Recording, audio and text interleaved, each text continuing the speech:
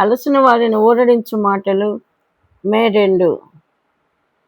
మీరు శ్రమలలో ఎలాగ పాలివారై ఉన్నారో అలాగే ఆదరణలోనూ పాలివారై ఉన్నారు. 2 కొరింథీ 1:7.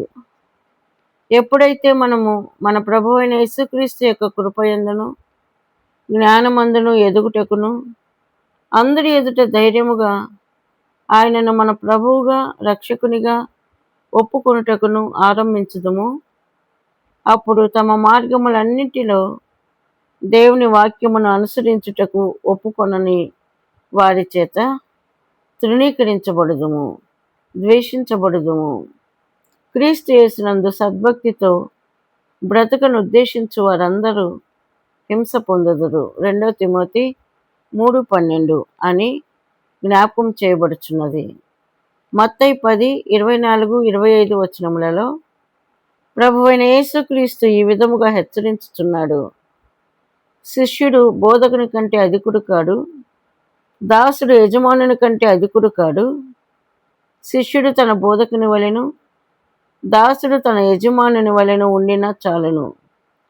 ఇంటి యజమానునికి బయల్జెబూలని వారు పేరు పెట్టి ఉండిన ఎడల ఆయన ఇంటి వారికి మరి నిశ్చయముగా ఆ పేరు పెట్టుదురు కదా.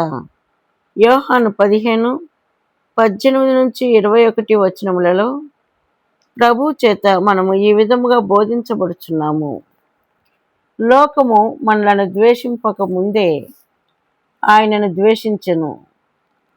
మనం ఈ లోక సంబంధులమైన ఎడల లోకం మనలను ప్రేమించును.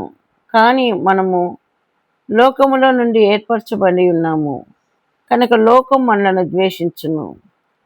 కీర్తన 123:3-4 వచనములలో ప్రభువును బట్టి మనము మన స్నేహితులుగా భావించు వారి ద్వారా కూడా ద్వేషించబడుదుము, తిరస్కరించబడుదుమని చదువుదుము.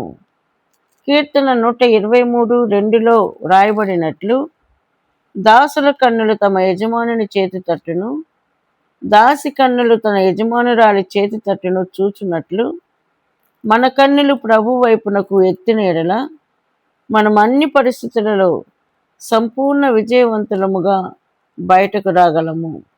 అపోస్తల కార్యములు 5:41లో ఆ నామము కొరకు అవమానం పొందుటకు పాత్రులని ఎంచబడి నందున వారు సంతోషించుచు మహాసభ ఎదుట నుండి వెళ్ళిపోయిరి అని మనము చూచినట్లు ఆయన నామము నిమిత్తము మనము అనుభవించు శ్రమలను అవమానమును గొప్ప ఆధిక్యతగా భావించవలెను. ఆయన నామము కొరకు అవమానం పొందుటకు నేర్చుకుని ఎడల మన సంతోషం పరిపూర్ణమగును. కీర్తన 124:1-3 వచనములలో కీర్తనాకారుడు అనేకులైన శత్రువుల ద్వారా ఎట్లు ఎదుర్కొనబడినో మనము చదువుదుము. అదే విషయము మనకు కూడా సంభవించును. కొంత సమయం మాత్రమే మనము శత్రువుల దాడుల నుండి భద్రపరచబడుదుము. ఆ తరువాత దేవుడు అన్ని రకములైన బాధకరమైన పరీక్షలను మనకు అనుమతించును. మనమన్నీ మనకు వ్యతిరేకముగా జరుగుచున్నవనుకుందుము. కొంతకాలము దేవుడు మనలను మిక్కిలి చీకటి లోయ ద్వారా తీసుకొని పోవును.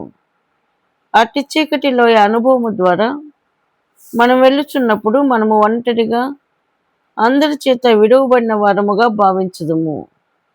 మనము ప్రభువునందు నమ్మిక ఉంచిన ఎడల ఆయన మనలను ఆ పరీక్షలన్నింటిలో నుండి విజయవంతులుగా బయటకు తీసుకుని వచ్చును.